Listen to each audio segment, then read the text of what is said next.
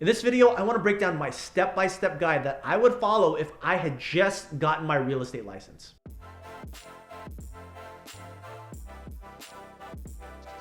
Hey guys, if you haven't met me yet, my name is Emmanuel. I am the founder of Square One Group. Really, our mission is to help you identify your expertise and then help you scale your real estate business using systems. That said, got nothing to sell you around here. We just make these videos to try to bring in some new business for you. So if and when you do decide to scale, you'll keep us in mind because we'd love to work with you. And today I want to jam on with you about how I would be tackling really starting my real estate career, the step-by-step process right after I get my license so I can get my next transaction as quickly as possible. And look, I bring this up simply because one of the biggest challenges most real estate agents face, brand new ones, right after they get their license, it's really to figure out where to start. And at the end of the day, speed is one of the biggest factors, at least in my opinion, simply because we're trying to ROI on our initial investment of education and getting our license in the first place. Plus, we are not trying to spend any more money in this process, which unfortunately can be really misleading simply because most agents, as soon as they get their license, don't realize that there are additional fees and costs that they need to pay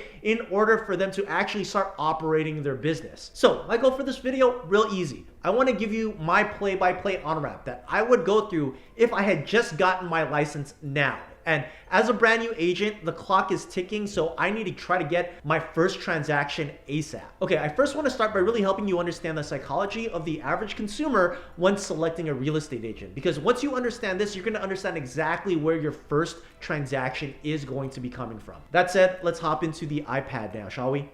Okay, the average consumer, they actually go through 3 distinct levels when selecting a real estate agent to work with. And these are the levels that I'm about to explain to you here. All right, we're gonna start here at the bottom and we're gonna call this the conversion point. This is essentially where the average consumer decides who they're gonna work with. And they're gonna go through these 3 different levels to really identify who exactly they're gonna decide to award their business with in terms of a real estate transaction. And these are the 3 levels. So level 1, it's really gonna start off really closest to the bottom. And this is where the average consumer is going to start off with really trying to work with someone they know. They're likely going to know this person directly. And then if they don't know anyone directly or they don't have anyone inside of their sphere, they're going to ask a friend of a friend or maybe a referral from someone that they know that they can essentially point them in the direction of a really good real estate agent that's helped them. And then there's this last level here, where essentially they're going to be going through someone that has directly influenced them. So I'm going to put influence here.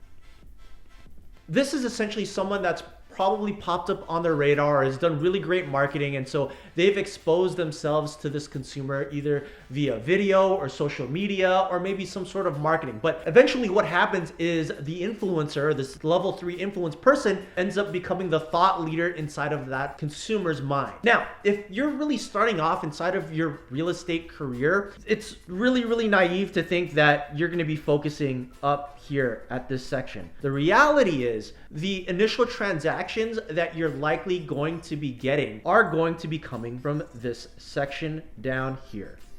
Look, level 1 and level 2, this is where you need to be focusing a lot of your effort on for that first transaction. So really the duration and remainder of this video is drilling down on these 2 parts here because they're going to move the needle in your business the quickest. Okay, so now I really want to break down the 5 main steps that you need to be following or that you need to be executing to try to get this first transaction through the door as quickly as possible. And I actually want to preface this by saying that depending on where you're starting from in your real estate career, for example, if you haven't got your license yet, I want to give you a quick bonus tip. Actually, I want to start with this bonus tip. So we'll call this step -1 or step -1. And that is, if you haven't got your license yet, you're going to want to create what's called an anticipation step or an anticipation post. And the idea behind this one is that we want to start creating some buzz and some excitement for things to come. So if the plan is that we're planning to get our real estate license, then what we should or need to start doing is putting this information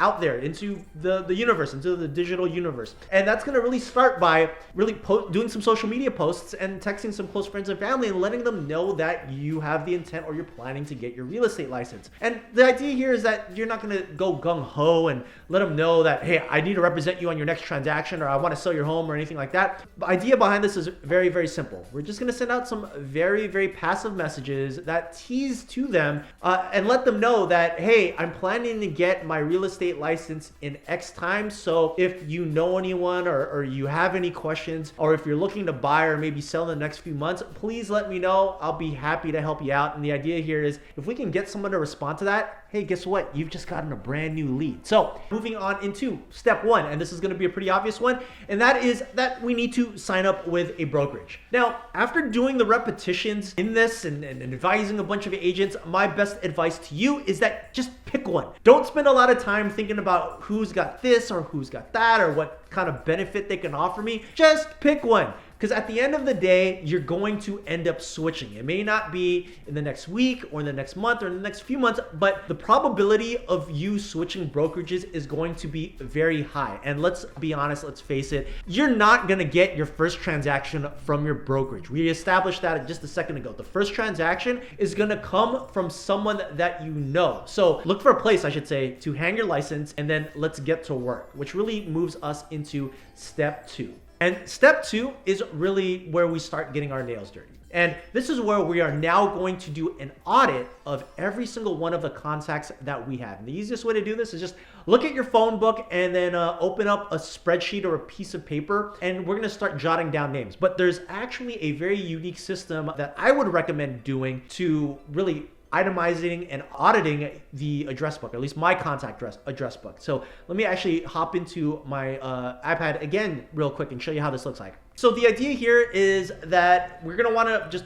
take out a sheet of paper. Maybe we can do this on Google Sheets or Excel, but we're gonna want to create kind of a little table, like the one that you're seeing on your screen here, with 5 main columns. And the columns are going to be family as the first column. The second one is going to be number in household. The third one is going to be current living situation. The fourth one is going to be their estimated finances, or what you deem to be maybe their estimated finances. And then the last one is the next step. By the way, what you're seeing on your screen here, this is actually the workbook that we give to every single one of our clients when they're kind of going through this process. And if you want this workbook, in the comment section, just go ahead and type out the words auditor and or sphere auditor, and we'll get this over to you ASAP. But this is essentially how you're going to want to fill this out. We are going to try to identify the lowest hanging fruit. So what we're going to do first is we're going to take inventory of all of our contacts. We're going to look at who that person is and what family situation or what their current family situation looks like. Are they single? Are they married? Do they have kids? And this is really where we're going to itemize step 2.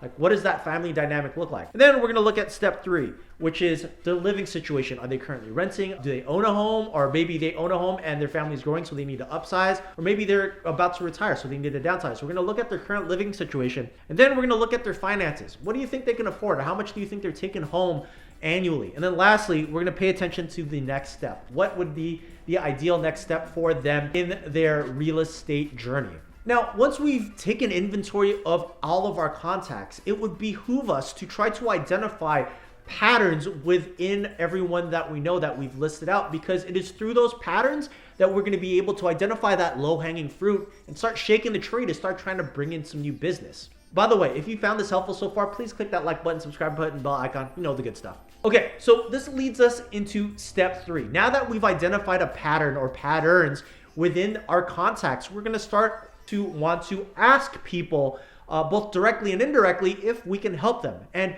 based off of the kind of status quo of the contacts that we've been able to audit, we might find some nuance in exactly who we can be able to help. So this is how step 3 is going to work. Once we've identified everyone in our sphere and we figured out what the common next step is for the majority of people in there, we're going to send out a Facebook post. We're going to send out a mass text. We're going to send out a bunch of emails. By the way, don't bother setting up any type of email marketing yet, because that's going to cost money. We want to try to bootstrap this as much as possible. So just open up an email and just BCC all of the people inside of your address book. And the message that you're going to send is going to be a very simple one. Now, based on who you identified in step 2, you're simply going to ask the question, Are you looking to blank in the next 12 months? And blank is obviously filled in with what you've identified as the next step. Are you looking to buy? Are you looking to sell? Are you looking to invest? Are you looking to upsize? Are you looking to downsize? Are you looking to blank in the next 12 months? So just go ahead and fill it out. And if you've done this correctly, you're going to find out that a lot of people in your sphere are actually going to respond to this question. And you presumably are going to end up with quite a few people that are going to comment back and actually raise their hand and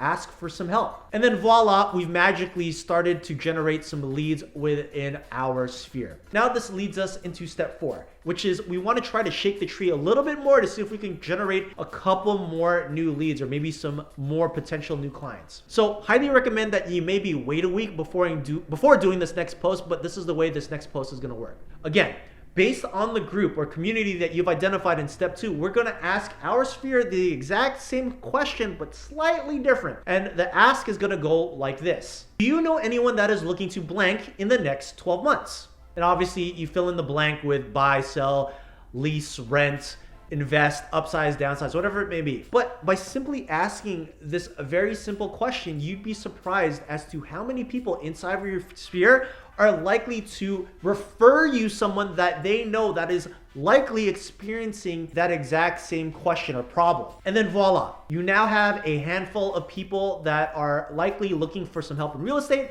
and you've positioned yourself as a problem solver to help these people with their problem. Now, depending on how big your sphere is, this leads us into step 5. The majority of people that are likely going to raise their hands and make themselves known to us and become leads or potential new clients, the reality is the bulk of them, they're not going to be now people. They're not going to be now clients. They're usually going to be later people. So the idea here is that we want to be nurturing them, and this is how we're going to do it. Again, we're not trying to spend any money on some fancy CRM or any cool software like that. The idea here is that we want to try to bootstrap this process as much as possible. So here's the idea. We need a way to remind ourselves of the people that we need to follow up with or nurture. And this is how we're going to do it. Get a calendar, any calendar, and also get some post-it notes. Very, very easy stuff. What we're going to do is for every single person that raised their hand that is looking for help within the next 12 months, we're going to write their name on that little post-it note. And we're actually going to write their name 12 times on 12 different post-it notes. From there, what we're going to do is we're going to get our calendar,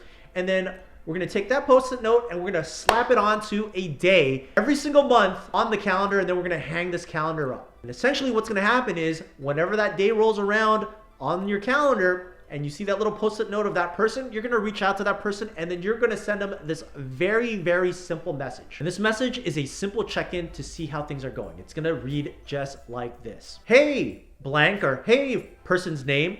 What are you working on right now? And what good news do you have in life to report? This is a very, very easy question to ask the people within our sphere, because at the end of the day, we are more concerned about their livelihood and their well-being and really caring about them versus trying to get us to our next transaction. So we're just going to check in and see how things are going. By the way, you can send this out as a text, as an email, or you can do it as a phone call, but just ask this very simple question. And over time, eventually, these not now leads or not now clients will eventually turn into now clients or now leads. And then you will position yourself as the person to be helping them because you're constantly staying top of mind with them. Now, statistically speaking, most agents, they find that their first transaction usually comes from their sphere. So at this point, we're just playing a simple numbers game. Now, if you have any questions on this kind of stuff, we got a free Facebook group, leaving the link in the description below. We jam on all about lead gen and different strategies to bring in new clients. So click the link below and join. That said, if you enjoyed this video, then check out this one here. Bye now.